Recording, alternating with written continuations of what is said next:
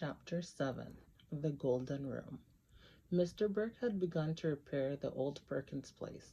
After Christmas, Mrs. Burke was right in the middle of writing a book, so she wasn't available to help, which left Leslie the jobs of hunting and fetching. For all his smartness with politics and music, Mr. Burke was inclined to be absent-minded. He would put down the hammer to pick up the how-to book and then lose the hammer between there and the project he was working on. Leslie was good at finding things for him, and he liked her company as well. When she came home from school and on weekends, he wanted her around. Leslie explained all this to Jess. Jess tried going to Terabithia alone, but it was no good. It needed Leslie to make the magic. He was afraid he would destroy everything by trying to force the magic on his own, when it was plain that the magic was reluctant to come for him. If he went home, either his mother was after him to do some chore, or Mabel wanted him to play Barbie. Lord, he wished a million times he'd never helped buy that stupid doll. He'd no more than lie down on the floor to paint than Mabel would be after him to put an arm back on or snap up a dress. Joyce Ann was worse. She got a devilish delight out of sitting smack down on his rump when he was stretched out working. If he yelled at her to get the heck off him, she'd stick her index finger in the corner of her mouth and holler, which would of course crank up his mother. Jessie Oliver, you leave that baby alone. What you mean lying there in the middle of the floor doing nothing anyway? Didn't I tell you I couldn't cook supper before you chopped wood for the stove? Sometimes he would sneak down to the old Perkins place and find Prince Tyrion crying on the porch when Mr. Burke had exiled him. You couldn't blame the man. No one could get anything done with that animal grabbing his hand or jumping up to lick his face. He'd take PT for a romp in the Burke's upper field. If it was a mild day, Miss Bessie would be mooing nervously from across the fence. She couldn't seem to get used to the yipping and snapping. Or maybe it was the time of year, the last dregs of winter spoiling the taste of everything. Nobody, human or animal, seemed happy. Except Leslie. She was crazy about fixing up that broken down old wreck of a house. She loved being needed by her father. Half the time they were supposed to be working, they were just yakking away.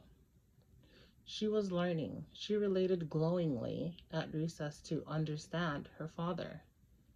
It had never occurred to Jess that parents were meant to be understood any more than the safe at the Millsburg First National was sitting around begging him to crack it. Parents were what they were. It wasn't up to you to try to puzzle them out.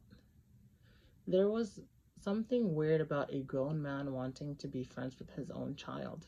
He ought to have friends his own age and let her have hers.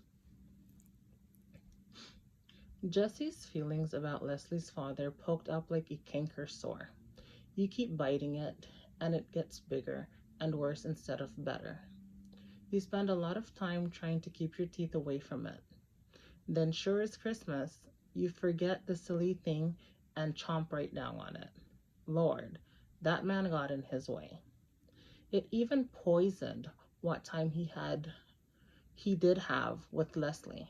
She'd be sitting there bubbling away at recess, and it would be almost like the old times. Then, without warning, she'd say, Billy thinks so-and-so. Chomp. Right down on the old sore. Finally, she noticed. It took her until February, and for a girl as smart as Leslie, that was a long, long time. Why don't you like Bill? Who said I didn't? Jess Aarons, how stupid do you think I am? Pretty stupid sometimes. But what he actually said was, what makes you think I don't like him? Well, you never come to the house anymore. At first I thought it was something I'd done, But it's not that. You still talk to me at school. Lots of times I see you in the field playing with PT, but you don't even come near the door. You're always busy. He was uncomfortably aware of how much he sounded like Brenda when he said this. Well, for spaghetti sauce, you could offer to help, you know. It was like all the lights coming back on after an electrical storm. Lord, who was the stupid one? Still, it took him a few days to feel comfortable around Leslie's father. Part of the problem was he didn't know what to call him. Hey, he'd say, and both Leslie and her father would turn around. Mr. Burke? I wish you'd call me Bill, Jess. Yeah. He fumbled around with the name a couple more days, but it came more easily with practice. It also helped to know some things that Bill, for all his brains and books, didn't know. Les found he was really useful to him. Not nonsense to be tolerated or set out on the porch like PT.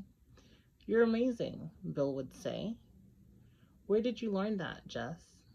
Jess never quite knew how he knew things. So he'd shrug and let Bill and Leslie praise him to each other, though. The work itself was praise enough.